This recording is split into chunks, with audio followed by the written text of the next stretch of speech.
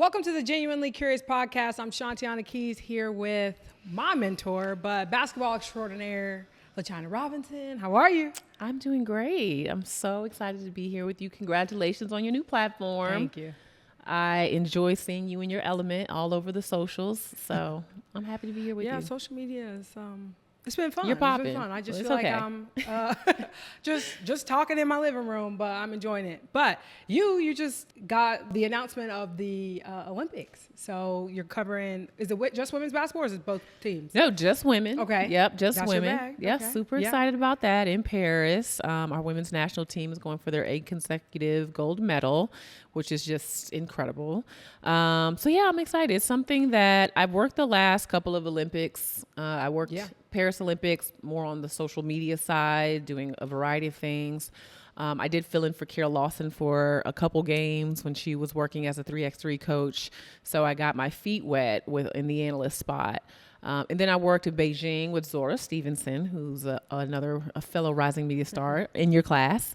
And we did more social. So this is my first time sitting full time in the analyst seat. And of course, women's basketball is my space. So Have so you excited. been to Paris before? Yes, a number of times. I was just in Paris in November with my mom. Okay. I took her to see the South Carolina Notre Dame game. Okay. And then before that, I think my last trip was in like 2008. I worked at Georgia Tech, and we took one of the team. You know, you can go on these foreign tours on the college side. So we took the team to Paris and Africa, actually, Tunisia. Okay. Which was really cool. But that was the first time. I loved it. Couldn't wait to get back. This last time I was doing more babysitting of my mother, so I didn't get to enjoy it as much. But it was cool to be going for such a historic moment. Watching Dawn Staley and Neil Ivy coaching in Paris was a dream. You talk about your mom. She's very popular on Twitter. She is. How do people come up to her like at the games and stuff? No, because she hasn't been around that much. Like my Okay. mother lives in Alexandria, Virginia, which is where I'm from. So most of our conversations around basketball happen via text. Okay. So that's why I'm able to post some of her Right. thoughts, which always go viral. She did live in Atlanta with me for a little while, and she used to come with me to the Dream Games and some of the college games that I would have when she could. But she's just a big women's basketball fan from afar. She's always loved it, and she just says whatever comes to her mind, and usually it's something she should have kept to herself. What's her current assessment of the WNBA and where we are today?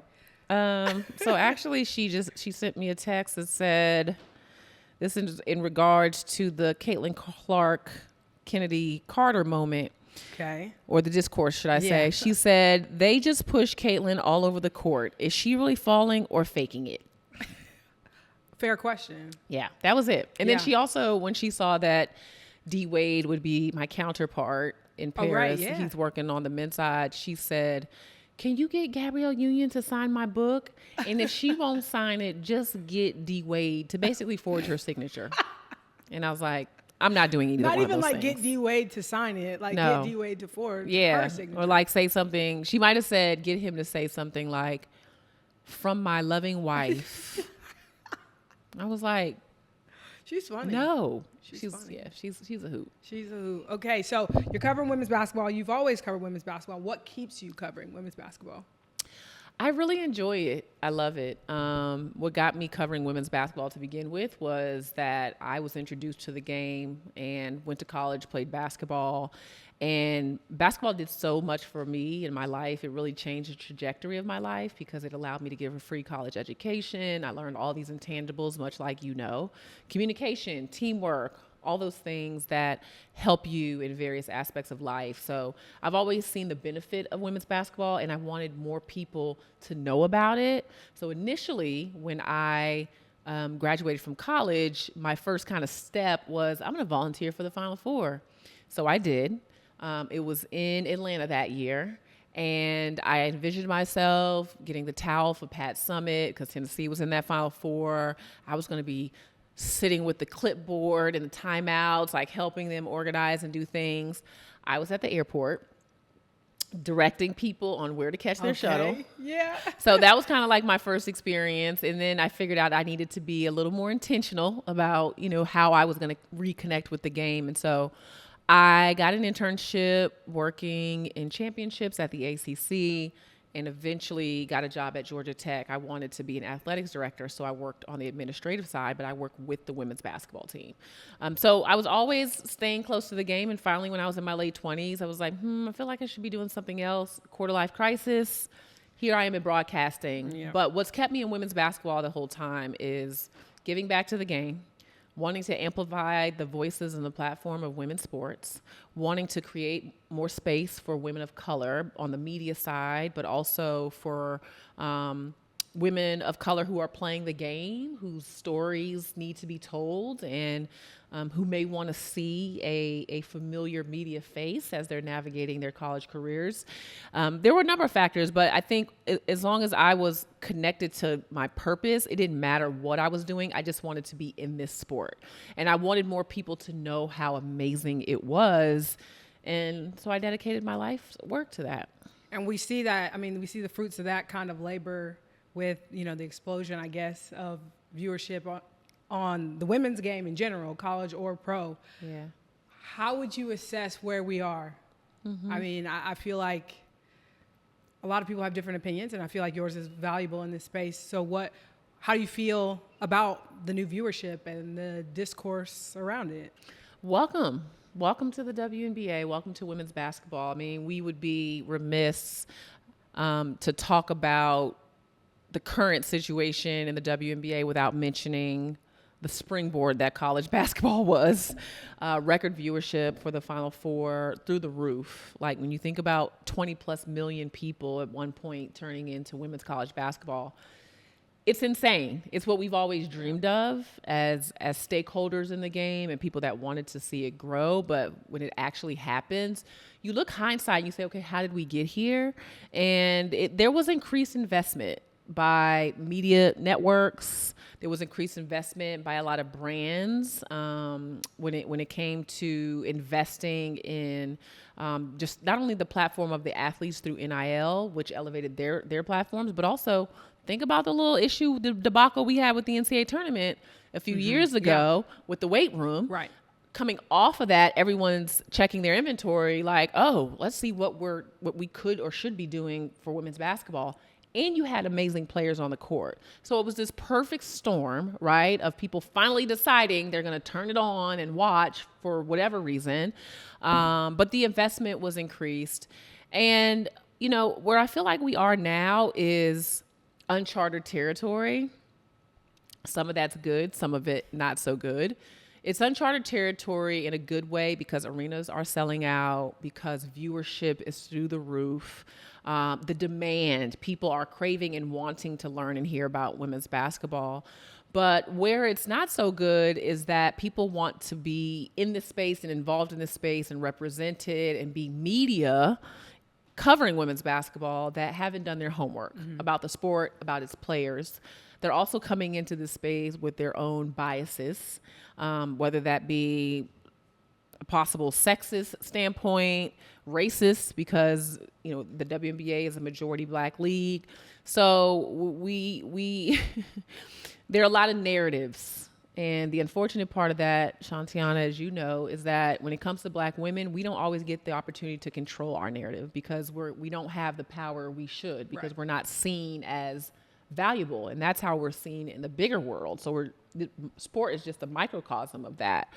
So these women aren't able to tell their own stories, and so other people are writing them for them, and they're uninformed. And again, they have their own biases, they have their own motivations, and it's been a very exciting time, but also challenging. And there have been plenty of platforms, and I'll just say male analysts or personalities on their podcasts, on their shows, on these huge platforms talking about the WNBA. And usually we used to get like these like generic sweeping, like, oh, she's a beast. And like there was just like no substance behind it. And now it seems, like you said, they're going after more of just like the storylines. It's still not the game that they're talking about, even though they might dress it up as that. But I do want to know your thoughts. And by the time this podcast comes out, this will probably be yesterday's news. But, you had Monica McNutt on First Take talking and trying to defend the WNBA. So it's not just that people who don't know what they're talking about are talking about WNBA. You had this expert here trying to talk about the WNBA in a valuable way, and there was pushback on that. And so I guess, what were your thoughts, and like what needs to change in that space? Well, first of all, I commend First Take for bringing in an expert, because I've watched people have this conversation in a vacuum and readily and outwardly admit that we have not paid attention to the WNBA. But what are your thoughts on the Kennedy Carter foul on Caitlin Clark? So I'm happy when I see an educated voice in the space. So first, credit to them for that. I also think it's hard for people to admit what they don't know.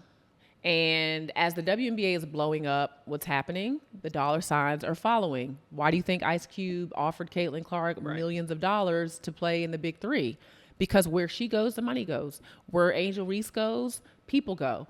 And so no one wants to be left out of that opportunity to boost their visibility, their revenue, or the credibility of their media space.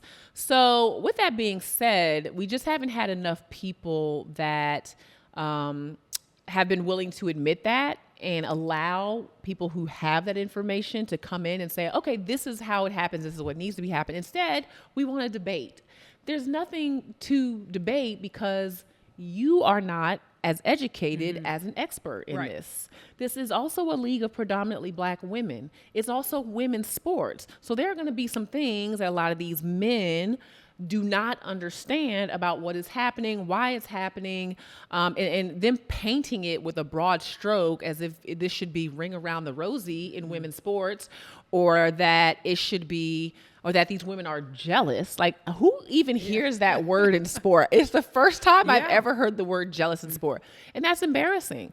But these are words that men associate with women. Correct. And so it's been very disappointing to your point, maybe even invite the voices in, but then to invalidate their experience is disheartening. But it goes back to what we've known. It's crazy because everything we've been fighting for so long is now coming back to bite us in a sense.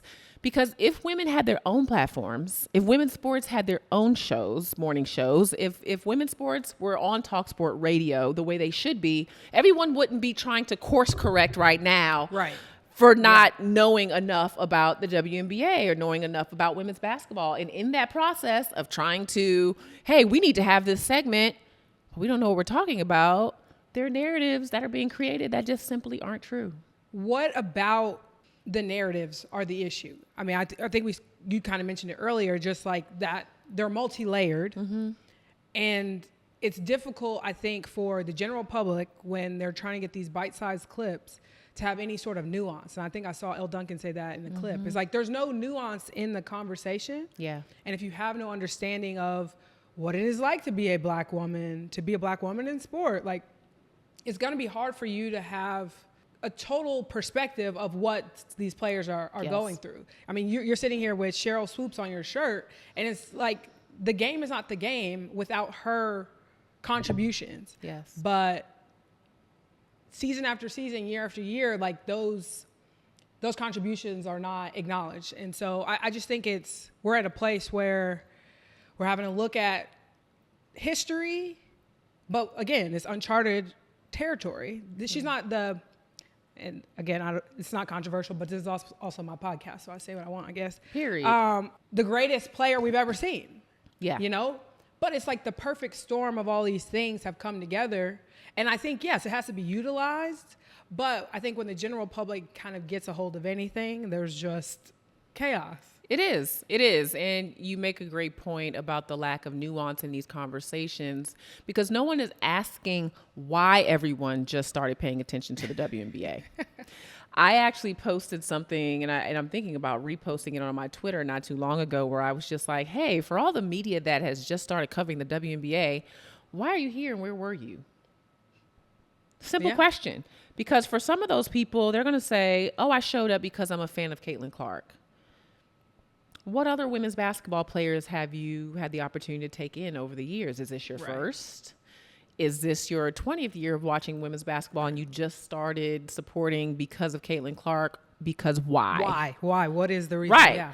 And then there's an even deeper layer where, there's some people in this space, again, working for different networks who feel like they have to be a part of the conversation. And so they're forced to be here.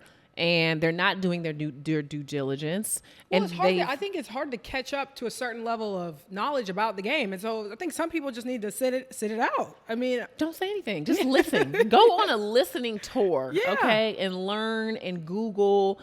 Because what's happening is people do want to be educated around the WNBA. So they're going to the spaces they're familiar with. But those people that they're going to don't know the league and don't know the players. But again, going back to the nuanced conversation, you can't have this in a vacuum. It's not just about Caitlin and Angel.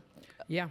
Case in point, Angel was just talking about how like everyone wants to give this credit to the WNBA's growth or the women's basketball growth to one player. Mm-hmm. Why is that? We live in a majority white country, 60%. And so when they see Caitlin Clark, they see someone that resonates with them. Mm-hmm. They see someone who looks like their sister or their niece. And that's what was so hard about the Kennedy Carter foul. It was like, how dare you push her? And then what automatically happens is, okay, who pushed her? And what do I know about these women in this league? And what do I know about black women? Well, actually, you probably don't know much. Right. Because we're not visible and we're not elevated. And our league has not had the proper historical perspective. It has not had the proper, these athletes haven't been engaged around their thoughts. And so it just comes back. It is a very nuanced conversation, but Caitlin Clark is a great player and no one's taking that away from her. Yeah. But it doesn't mean she invented the WNBA. It does not mean that all these women should be bowing down and not playing her competitively or physically. Insane. Because she's the cash cow. Like all these things, another one of those narratives, are just things that they would never say in men's sport. Right. And I thought it was interesting because, like you said, I feel like Caitlin in any interview, I feel like she says most of the right things. I feel like she's well, trained in that mm-hmm. respect. But after the Kennedy Carter foul happened, she was interviewed and she said, it wasn't a basketball foul. And part of me is like, don't put on a 22-year-old. She's not understanding that the public is going to read that as a certain way mm-hmm. and there are going to be ramifications for that comment. Yeah. But there's also the part of me that's like, okay, she's, I assume, played with black players. She's in locker room black players. Like there's got to be some, I hate to say accountability because again, she's 22, but there's a part of me that as soon as I saw it, I was like, oh crap, like this is gonna be a problem. Yeah. Because yes, if you're watching just the game, us as basketball people, we're going, yeah. I understand what she's saying. She's saying it was not in the parameters of the whistle hadn't been blown, whatever. Mm-hmm. And I guess people have to be educated that you cannot be, I guess, as reckless or as free when you're talking about these things because of the number of eyes that are on it now. And I hate to say that people have to adjust in that way, but I just think that helped spin some of that narrative. Well, and I think that's why Kennedy Carter didn't say anything, to your point. Yeah. I think in that presser, she knew better than to say something, especially if she wasn't prepared, especially if she was still feeling a certain kind of way, maybe having some emotions around it. Like the minute she says something in that presser, it's going to go viral. Why? Because it's Caitlin Clark. Right. Now, she should have stayed off the socials after that. She should have stayed off the socials, but I do understand, as well as understanding why Angel did not come. I do understand mm-hmm. all the media policies. That's not the way you do it in a professional sports environment. But for this particular game against Caitlin Clark, Angel has been pitted against Caitlin as the villain from day one. And she's probably over it. Mm-hmm. Like these people on social are insane. The things that they say to her, the B word, the N word, because again, black women, both sexism and racism, people feel like they can just say whatever they mm-hmm. want to her. And it's sad. That's why she said, I will take this on my shoulders because I know the game is growing. Right. But she should not have to put up with what she's putting up with. It's really ridiculous. And she is, I'm not saying she's perfect. I know she jumped up and down after the foul by Kennedy and stuff like that. I'm not saying she's done anything perfect. I don't think she's ever claimed to be. But in my interactions with her, she is a very nice young woman. She understands the platform she has. She gives flowers to people who have come before her. She understands her position in this world. She gives credit to her mother who raised her and her brother and all the things that she instilled. Like, she's got a story. She's got a great story. She's not somebody's piece of, you know what, like she's been called. Right. She's not someone's Yeah. bee. She's not.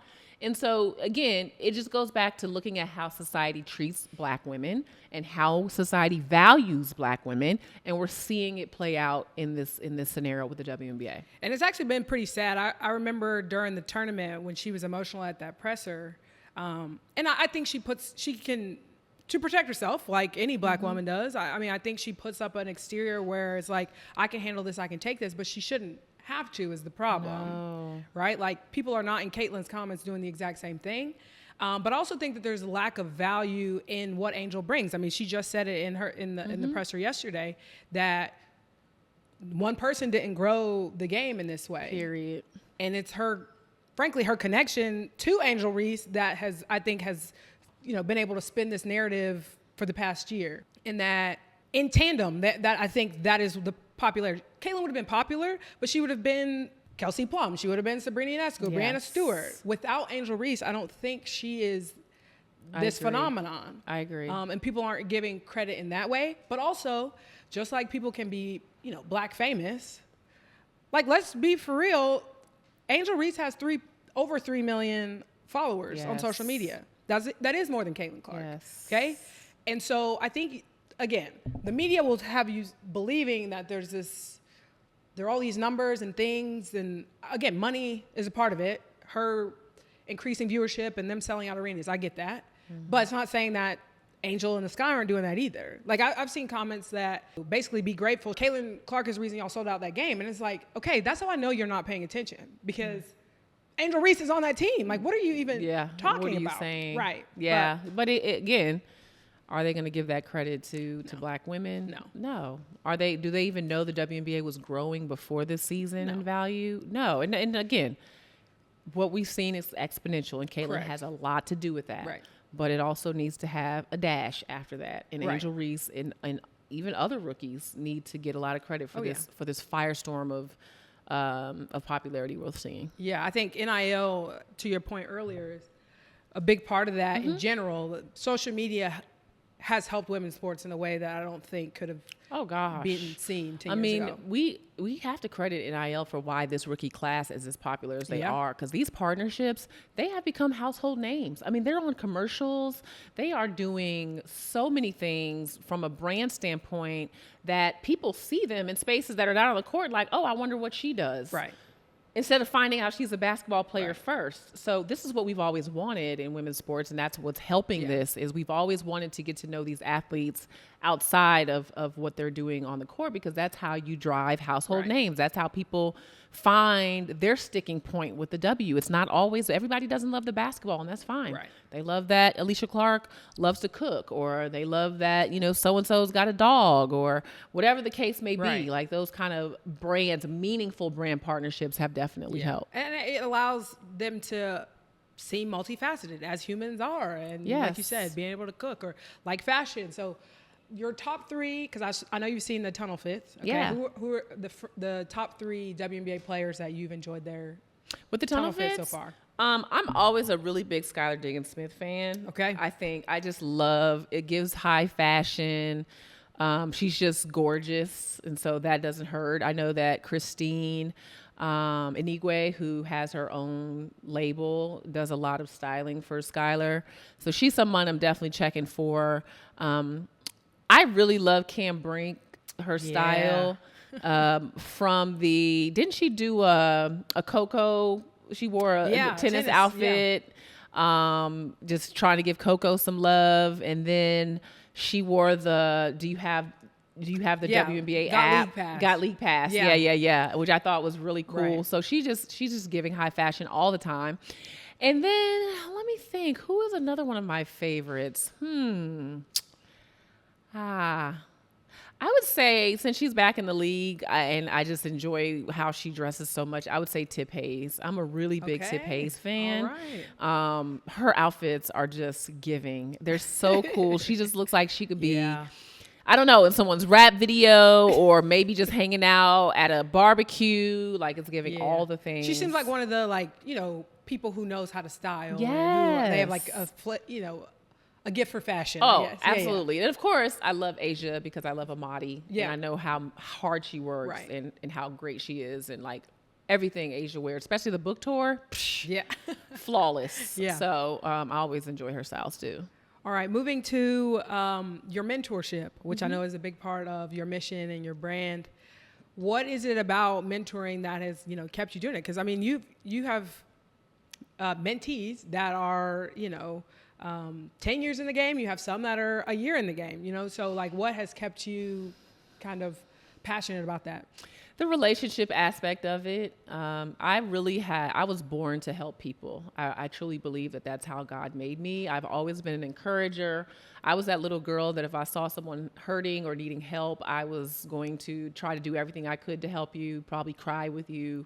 That's just who I am at the core. And I remember very vividly having a dream and wanting to be exactly where I am today, and not even maybe envisioning this. I didn't even think this was possible, but wanting to live out my dreams in sport media. So if there's anything I can do to reach back and to help women of color in particular who are going to have a tougher journey by far, I want to do that. And it's just been so rewarding, like watching you and Zora and, just that was our first class, Sija.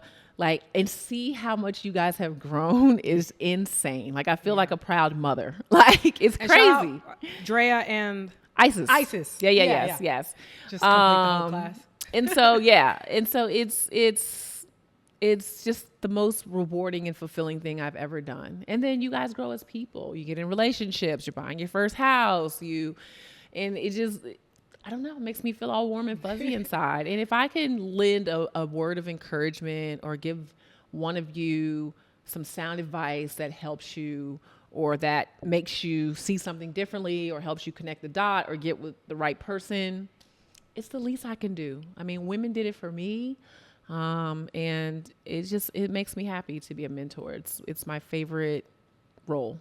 Well, we are appreciative of it because I can definitely say that my life would look very different if I didn't get into that first class. So, I'd hope I'd still, be in the business in some way, but I know how impactful it's been for me and for the other 4 that are in my class and the classes that are after us. But what you do is, I think we'll look back in 10 years and like you will have a hand in a lot of the notable names that we know in women's sports. You will have had a hand in that, and I think that will be an important part of your quote-unquote legacy. You don't need to have a legacy in 10 years, but I'm just saying that. Girl, yes, I do. I'm retiring. Y'all gonna be taking over. But that means a lot, especially with some of you guys, too, being former players and working in sport. Like, that means a lot that I know you guys are going to come after me and be passionate about women's basketball.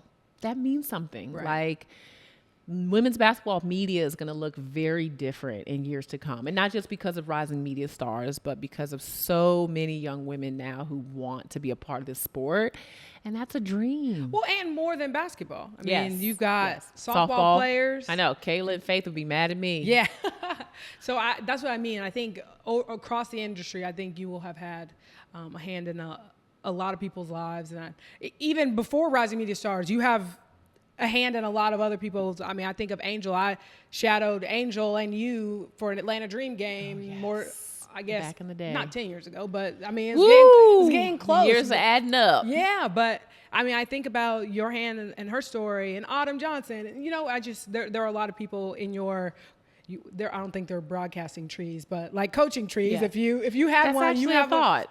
you do have a lot of people in there. To wrap up, what do you hope for women's sports? I mean, obviously you have a special place for women's basketball, but like, if you're looking 5 years down the road, 10 years down the road, what is your hope for the game or the games that women play? More visibility at these various networks, in radio, in podcasting.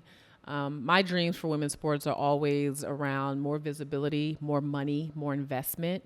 I think the number is still like under 5% for all of total sport investments go to women, and that number is way too low. I just want to see more. We have a ways to go because we still can't turn on our radio in the car and hear conversation about the Sparks game. Not radio in the car. What sport are you turning the radio on to hear? You haven't heard of all these Sirius XM sports channels? Okay.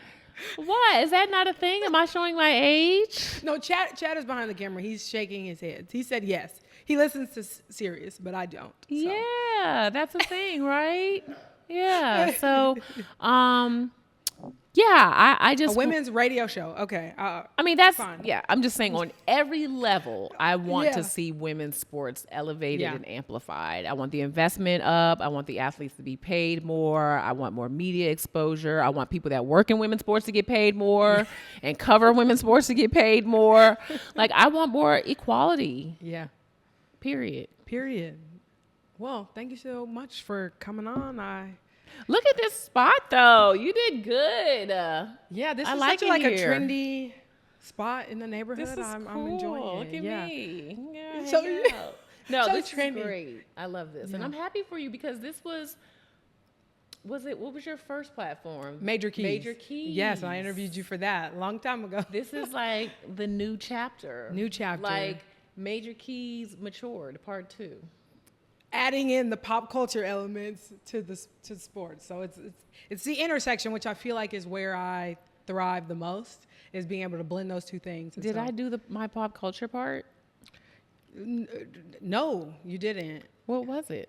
I didn't have a pop culture. I mean, For me, you're an expert in women's basketball, and you know I love women's basketball. So see, she thinks I can just talk basketball. I pay attention to pop culture. I know what's going out here with the girls. Okay, with the girls. For the record. Okay, well then you'll have to come back at some point. I'll track you down, maybe in a year or so. Okay. Yeah. I'm gonna hold you to that. I'm curious about a lot of things, but. I'm gonna hold you to that. Oh, please. It's you I'm gonna have to track down. You know where I'm at. That's what she's saying. But when this blow up, we'll see if she invites me back. Okay. But thank you for having me. Thank you for coming. Yay.